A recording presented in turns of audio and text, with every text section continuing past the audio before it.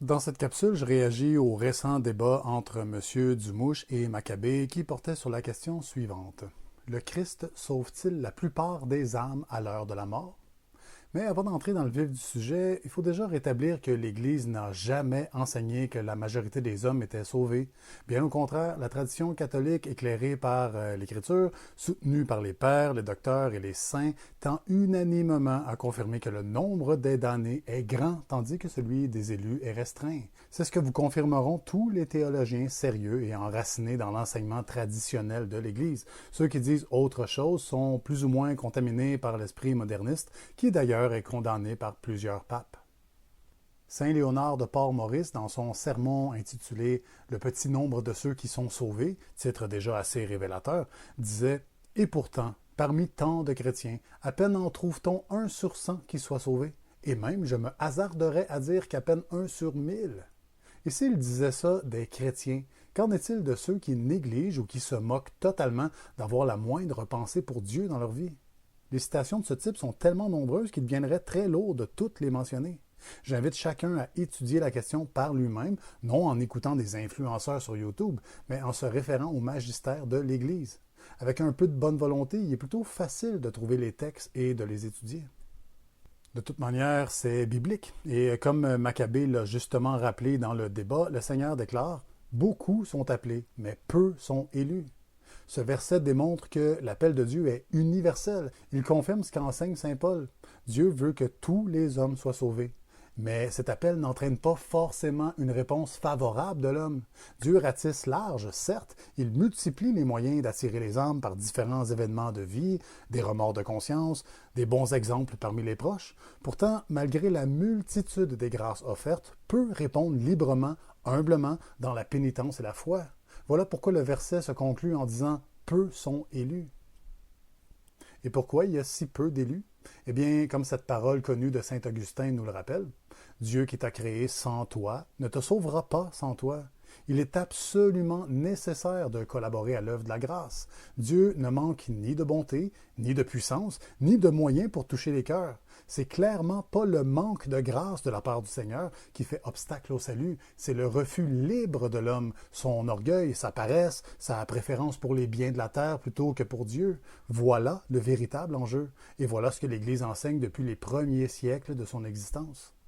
Mais dans le débat, M. Dumouche laisse entendre que si la plupart des hommes ne se tournent pas vers Dieu durant leur vie, c'est principalement en raison des faiblesses inhérentes à leur nature blessée par le péché. Donc, à l'heure de la mort, selon lui, ces entraves seraient levées et Dieu pourrait se manifester d'une manière tellement claire que l'homme pourrait alors faire un choix très libre et pleinement éclairé, l'accepter ou le rejeter.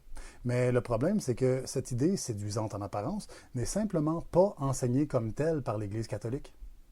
Dans le catéchisme du Concile de Trente, il est mentionné « Il faut enseigner que l'âme, dès qu'elle est séparée du corps, est jugée par Dieu. Ce jugement est appelé particulier parce qu'il est propre à chacun. » Autrement dit, l'homme est jugé aussitôt après la mort, non seulement selon ses œuvres, mais aussi selon les grâces qu'il a reçues pour faire son salut. Car Dieu est juste et chacun sera jugé selon ce qu'il a reçu. Pour aller en ce sens, saint Thomas d'Aquin précise dans la Somme théologique que il y aura diversité de peines en enfer selon la diversité des fautes et selon le degré de résistance à la grâce. Et voilà justement un point que M. Dumouche semble gravement négliger. Chaque personne reçoit, au cours de sa vie, toutes les grâces nécessaires à son salut, et ce, indépendamment des faiblesses propres à sa nature pécheresse. Saint Paul déclare « Dieu est fidèle et ne permettra pas que vous soyez tentés au-delà de vos forces. » Ça implique logiquement que jamais Dieu ne donnerait une grâce que l'homme serait incapable d'accueillir et de faire fructifier. Ça serait absurde et complètement contraire à la miséricorde de Dieu. Il est donc inutile d'attendre à la mort pour, soi-disant, choisir librement, puisque les grâces sont toujours proportionnées à l'intelligence, à la liberté et à l'état intérieur de celui qui en bénéficie. Ainsi, une âme est toujours suffisamment éclairée pour accepter la grâce qu'elle reçoit. Si elle se perd, ce n'est ni par ignorance invincible, ni par incapacité naturelle, mais parce qu'elle a refusé, négligé ou méprisé les secours divins librement offerts. Vous savez, la croyance de M. Dumouche me rappelle beaucoup la parabole du pauvre Lazare et de l'homme riche dans l'Évangile selon Luc. Une fois plongé dans les tourments, l'homme riche supplie le patriarche Abraham d'envoyer Lazare auprès de ses 5 frères encore vivants afin de les avertir, de leur faire comprendre qu'il faut changer de vie s'ils veulent éviter la damnation. Abraham lui répond avec gravité « Ils ont Moïse et les prophètes, qu'ils les écoutent ». Mais le riche insiste, il sait très bien que ses frères n'écouteront pas les Écritures.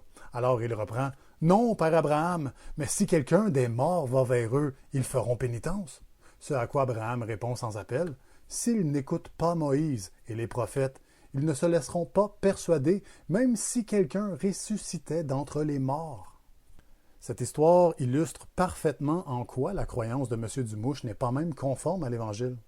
Si un homme rejette les grâces, les avertissements et les lumières que Dieu lui dispense au courant de sa vie terrestre, pourtant adaptées à son intelligence, enracinées dans la révélation, proportionnées à sa liberté, pourquoi obéirait-il soudainement à une manifestation divine au moment de sa mort?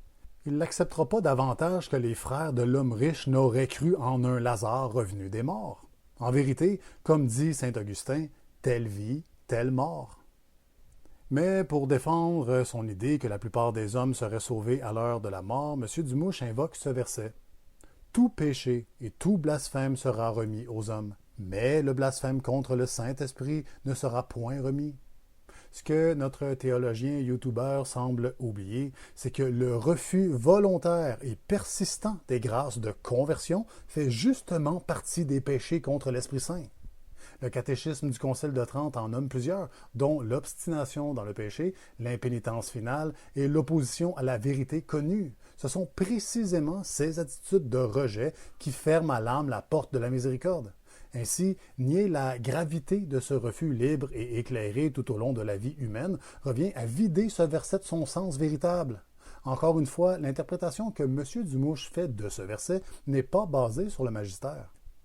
À un autre moment du débat, il invoque une seconde référence biblique tirée de la première épître de Saint Pierre. Le Christ alla prêcher même aux esprits en prison, à ceux qui autrefois avaient été incrédules, lorsque la patience de Dieu attendait, au jour de Noé, pendant qu'on construisait l'arche, dans laquelle un petit nombre, c'est-à-dire 8 personnes, furent sauvées à travers l'eau. Selon lui, ce passage appuierait en quelque part l'idée qu'une conversion post-mortem serait possible.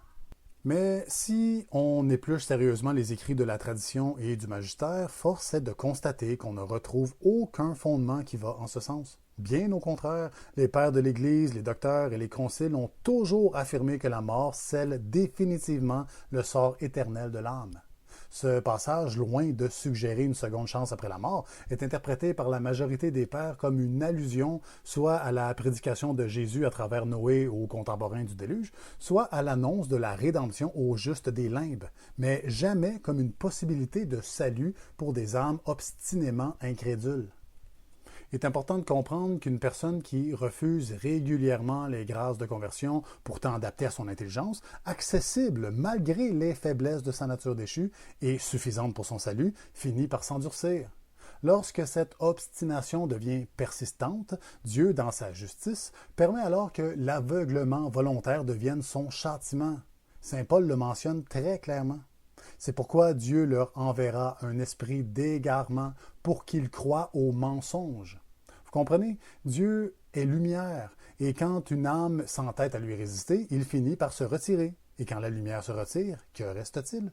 Les ténèbres. Le cœur devient alors la proie de ses passions et du mensonge. Et comme nous l'avons indiqué plus tôt, selon le catéchisme du Concile de Trente, le refus obstiné des grâces de Dieu constitue l'un des péchés contre le Saint-Esprit, car nul ne peut bénéficier de la miséricorde divine s'il la méprise ou la rejette volontairement.